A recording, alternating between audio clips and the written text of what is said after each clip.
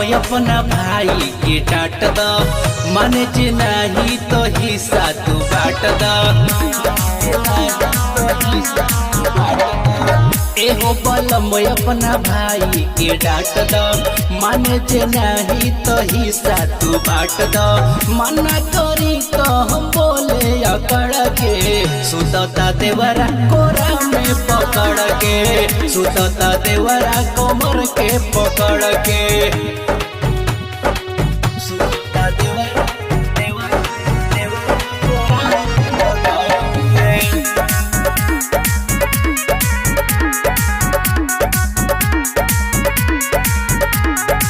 नए तराज होला हमके कि हमारे लगे रहेला, हर कसे बाजो नइखे आवत एही से हमर जीवा जरेला।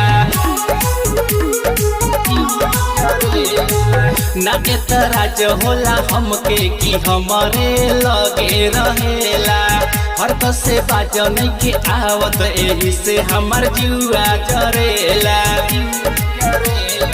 धक्का दीही के तनो आवे डगर के, सुतता देवरा कोरा में पकड़ के, सुतता देवरा कोमर के पकड़ के। सुतता देवरा देवरा देवरा कोरा में पकड़ के।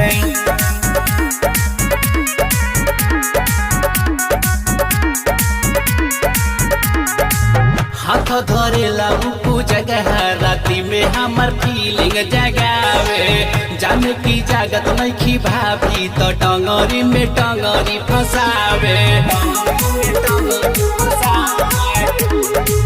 हाथ धरेला उ जगह राती में हमर फीलिंग जगावे, जाने की जागत नइखी भाभी तो टंगरी में टंगरी फसावे। जय सिंह लहरी संतोषावा हो घर पे, सुतता देवरा कोमर के पकड़ के, सुतता देवरा कोरा में पकड़ के।